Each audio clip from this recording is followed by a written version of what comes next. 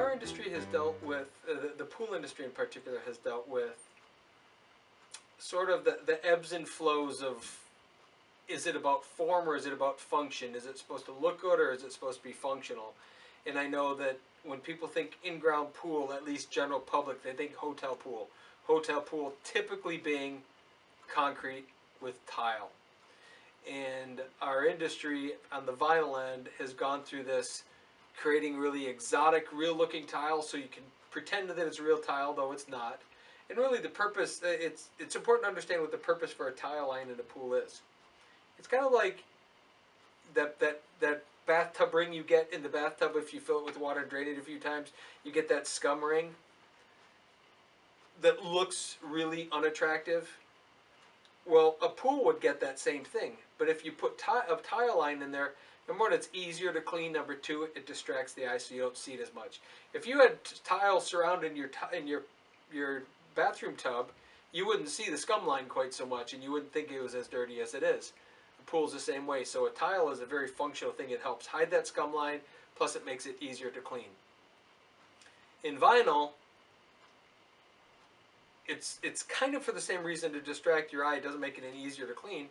But there's been this belief that if we can make it look like real tile, then it'll be a better pool and a better product.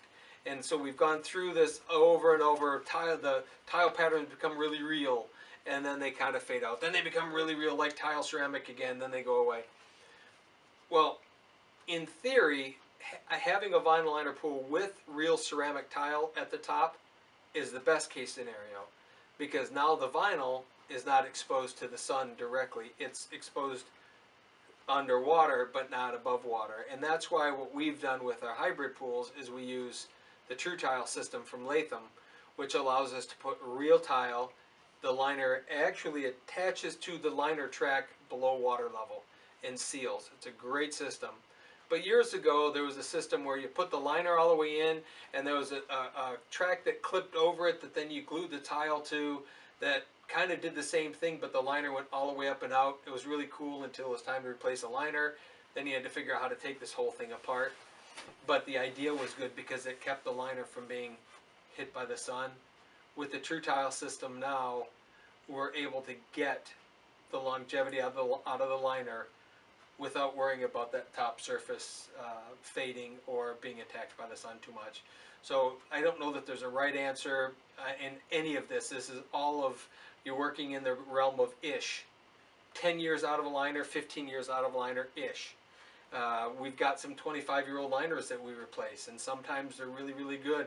Depends on the plasticizers in the liners, depends on the shade in the sun, depends on which, is it on the east side of the house or west side of the house, north side of the house, south side of the house, in terms of how the sun hits it.